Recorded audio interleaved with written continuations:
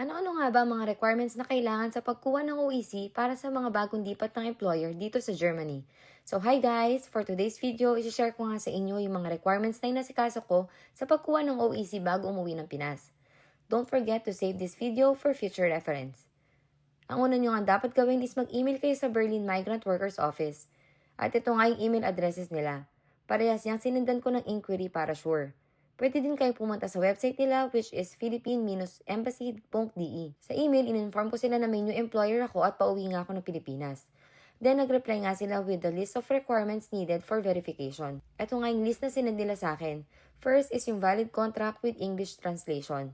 For this, para di na kayo gumastos pa ng translation fee, you can use deepl.com sa browser nyo, then upload nyo lang yung file ng contract nyo and matatranslate na yun for free. Second is yung valid work permit or visa. So, ito yung final detail natin. Kailangan dito yung scan copy ng front and back page at i-include din dito yung sulat nyo.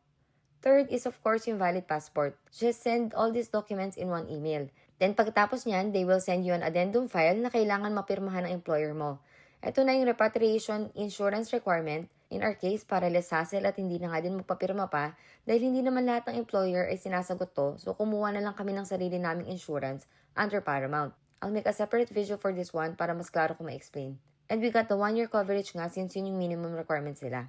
After masubmit yung signed addendum or in our case yung Paramount insurance nga, they will ask you to pay 10 euros for the verification fee. Send nyo lang yung fee sa bank account nila and provide lang din ng proof of payment. Pag okay na lahat, punta kayo sa onlineservices.tmw.gov.ph at ilagin nyo na yung account nyo doon. Next is mag-schedule lang kayo ng appointment dyan and you just have to choose Berlin as the processing site. Take note, everything will be done via email, so hindi na kailangan pumunta pa sa Berlin site. Yung date na pipiliin ninyo sa appointment is the date when your OEC will be issued. They will notify you via email on the same day of your appointment.